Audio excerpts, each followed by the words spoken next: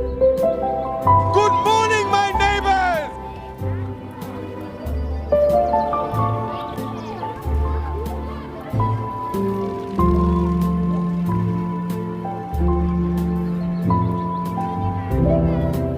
Stirring the coffee with the chopsticks of truth using the vortex method, the only true way to optimize the taste of your coffee.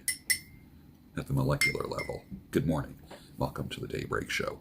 I am the Sultan. We'll get started, but first, coffee made in a percolator, and I'm really enjoying this.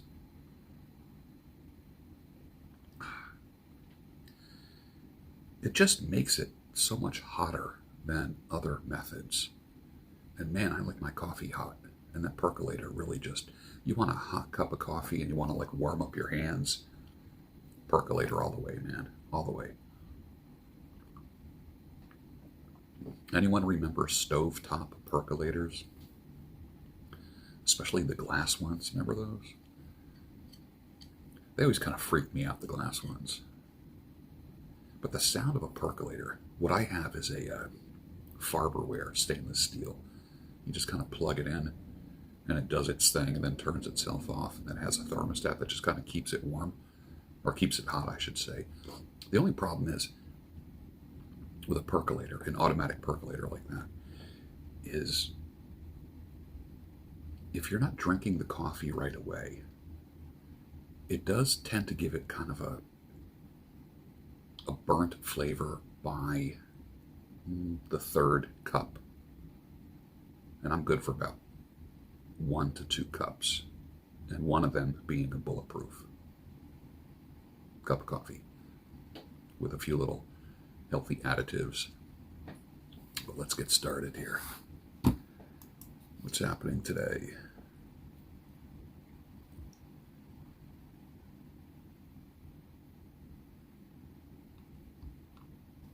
Here's a line from Under the Tuscan Sun. Francis says, "Who wouldn't want to buy a villa in Tuscany? And with the way my life is going, that would be a terrible idea." Catherine replies, "A terrible idea. Don't you just love those?" That makes for good movies, right? But in real life, terrible ideas, they can go 50-50. I think I'll quit my job and become a nomad. That could work. There's a lot of entrepreneurs that decided to take that job and shove it. But do they all work out to be successful? No. Less than half do. When I did my Money Mindset series last week,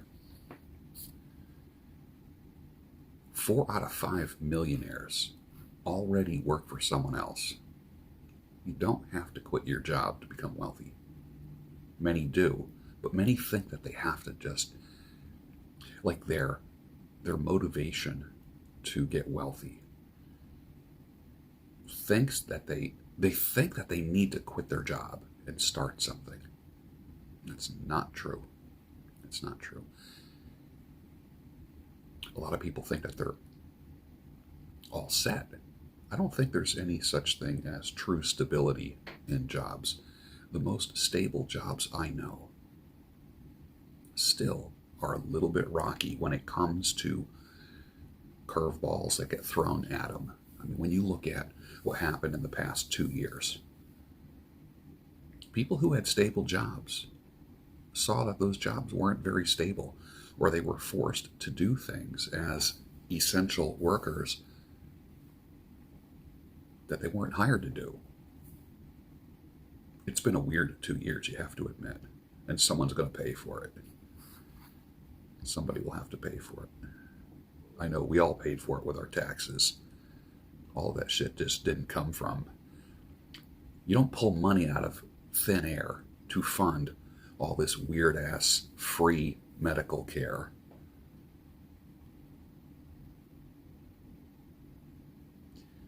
It's kind of funny. When I had the Wooga Booga, I knew it was Wooga Booga. I knew it.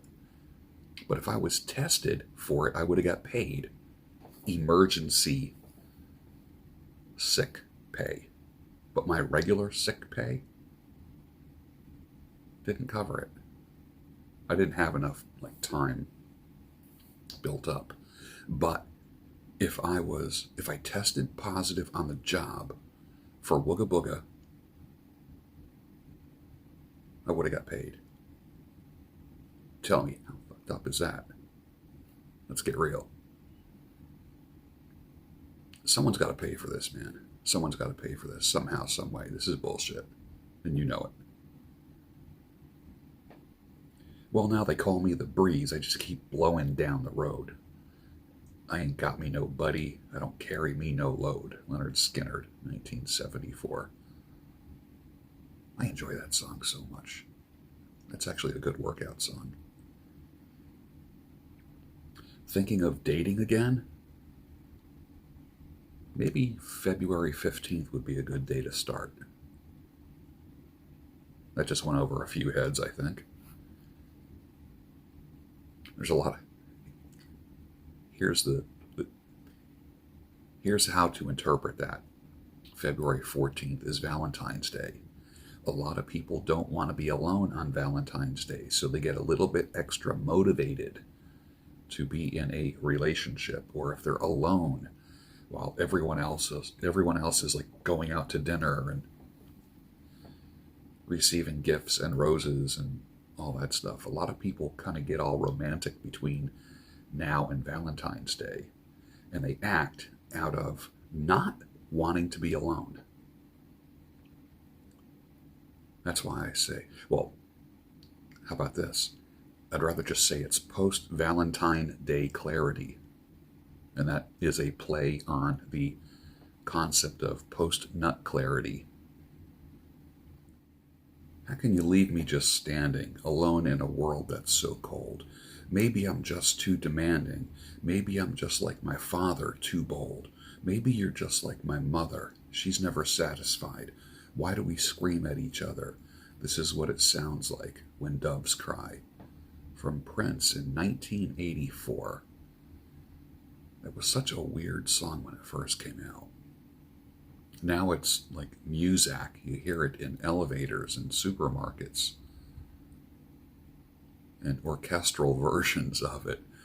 But when it first came out, think about it. Think about the era in which certain songs came out. Like this was so, like for instance, the album Purple Rain by Prince really was, it was so different than anything that had been coming out up till that point. So different.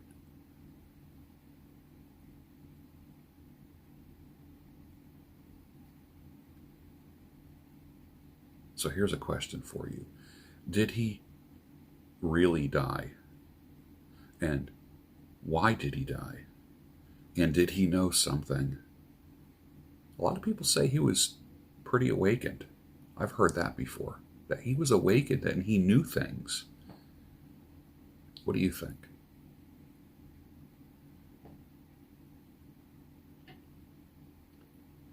Gentlemen, before you buy her a Valentine's Day gift, see if she's dating anyone else.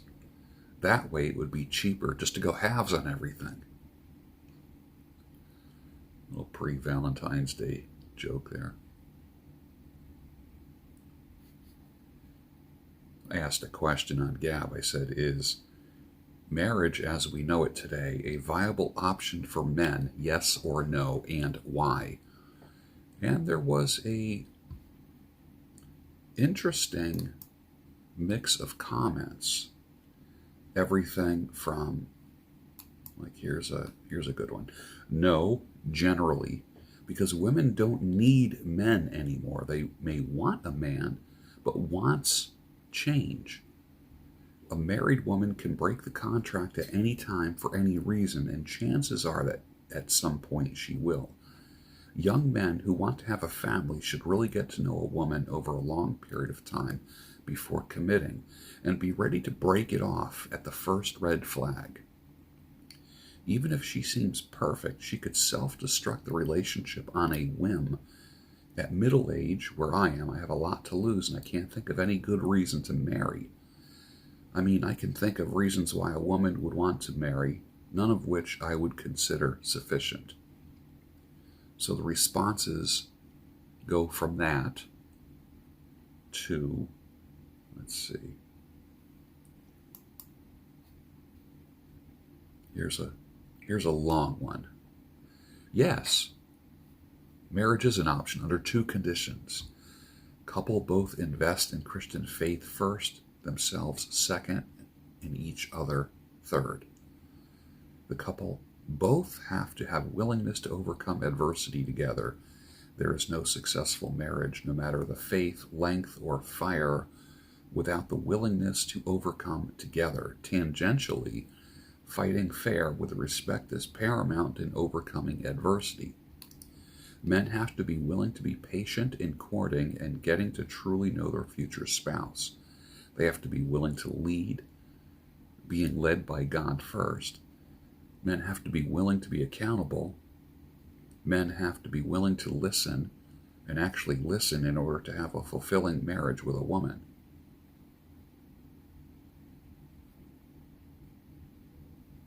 That's interesting. Not a lot about women.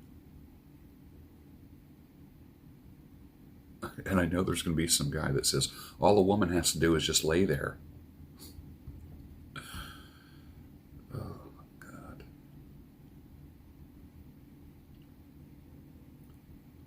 Seems like the onus of responsibility lies on the man to make a successful marriage. No matter what she does, he's got to just bone up. Modern marriage is a coin toss. One person says, as long as the man makes sure the women are what she says she is. One guy says, what option do you have if you want to have kids and leave a legacy? Children out of wedlock should never be an option for obvious reasons. One person says, yes, it's not good that man be alone. I think sometimes it ain't bad for man to be alone. But that's just me. A marriage with God at its center is not only viable, it's necessary. Okay?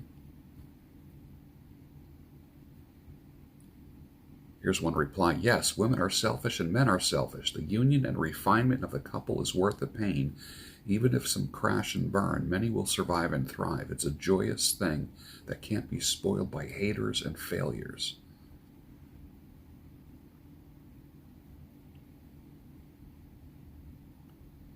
Yes, a covenantal marriage, the only thing it takes to have a successful marriage is not to get divorced. I don't know about that one. What do you think? Like, I know a lot of people who have stayed married for the kids and have, quote unquote, just stayed married because they think they don't want to let anyone else down. I am not, how can I put this? I am not pro-marriage if there's a lot of red flags. I am pro-date long, marry slow, and if you're going to get divorced, divorce fast. I am not saying, go get divorced. I'm saying if, because people have really gone off when I've said that. I have said, date long, marry slow, and if you are going to get divorced, do it fast. Don't stretch it out.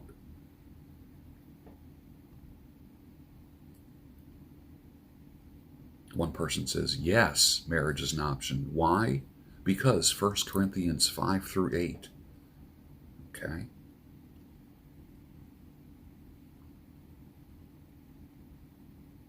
To the right person, yes. The problem is finding the right person.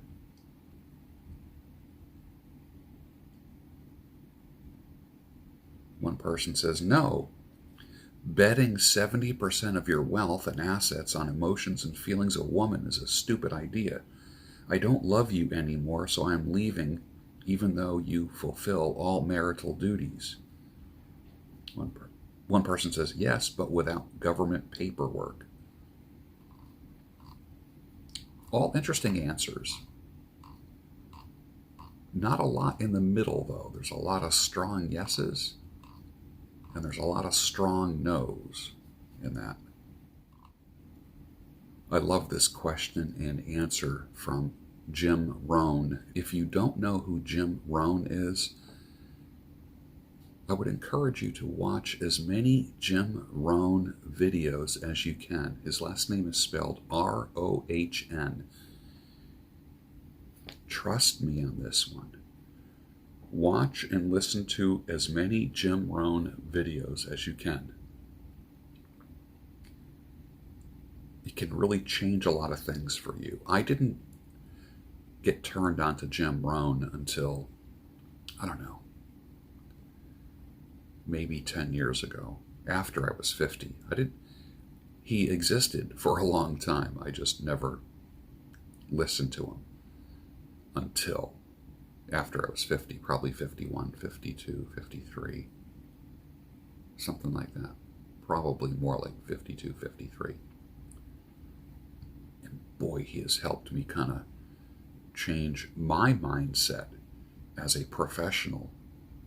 Just amazing, amazing stuff. He asks, why does the farmer put a plow in hard, empty soil?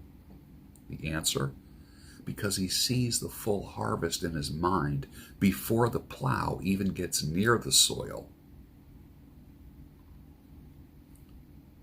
Continues, with vision, goals, and an action plan, it's possible to count your chickens before they're hatched. Isn't that something? Everything starts here. Everything. You want a new life? It starts here. You want to have a new house? It starts here. You want to make more money? It starts here. Now, it must be coupled with action, and you must follow through. But it first starts in the head. Hence the series I did called The Money Mindset. It takes mindset and mechanics. You have to do something about it. That's why I did Money Mindset for a week. In the future, we're going to do money mechanics. I have two questions for any candidate running for office. Are you America first? And two, how will you flesh that out when you get into office? At this point, America first is the only way to go. No other countries can be considered. I'm not even talking about having a second. If you're an American, I'm saying if you're an American, I'm speaking to the Americans here. No other country can be second. Excuse me. Candidates must be America first. I have never seen a movement where people are like, well, I support Israel. Why do you support America? How come no one says, I support China, I support Russia? Like, and then the answer is, well, they're the only democratic nation in that area of the world. They're our friends. My answer to that is America first, period. Period. If you go to town hall meetings, ask them, are you America first? And what does that mean to you? How will you flesh that out if you get into office? Do you ever feel that politicians are kind of like beholden to someone else other than Americans, the people that put them into office? Like they get voted into office and then they work for someone else or another entity or another nation. They need to please us as Americans, not anyone else. It's America first or you're out of there, period. That doesn't mean I hate anyone else. That just means America first.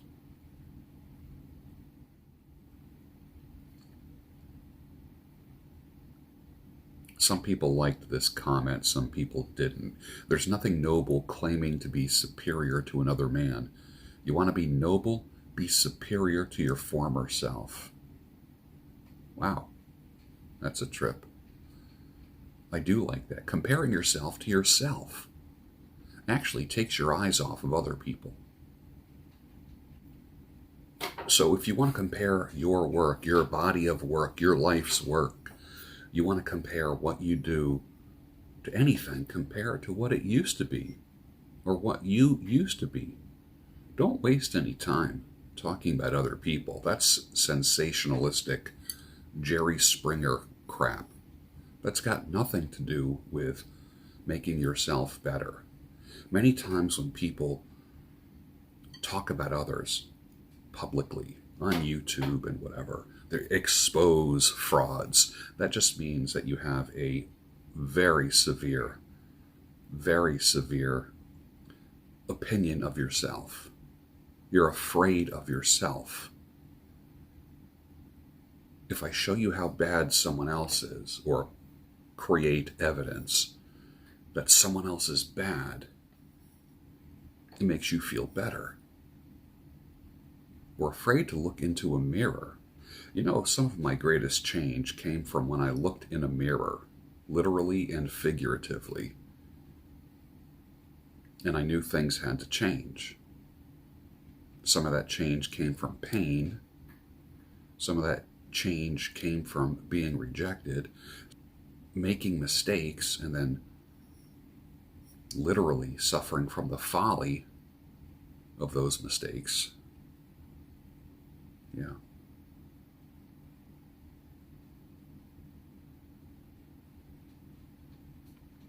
A lot of people talk about, I lived on a mattress on the floor. Cockroaches were crawling around, or I was sleeping in my car, or I was, like those kind of stories. How about the story of I fucked up? I made bad decisions for decades, or for a long time, and then I started getting my shit together. When you start to get your shit together, you literally stop talking about other people. In a negative way, that is. There is a pretty good conversation between Patrick Bet David, I guess it's called the PBD podcast. It's also here on YouTube, between PBD and Rollo Tomasi, which is a nice interview. It actually is a good conversation. Well, it's not really an interview, it's a conversation. And I thought that PBD was going to be a little harder on Rollo, but he's not. He agreed. This is a man who's been married for 12 years, has 4 kids. And the whole concept that Rollo teaches in his Rational Male series can be hard to swallow for a lot of unawakened people.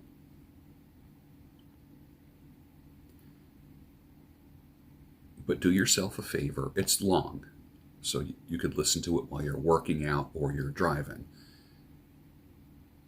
It was yesterday morning in Fort Lauderdale, I think.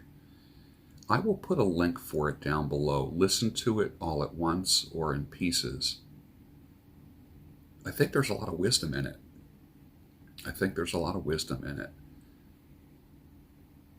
And listen to it with an open mind. And with that, finish your coffee, and I'll see you on the next Daybreak Show, your home of sanity, clarity, and reason. You look really attractive today. Thank you.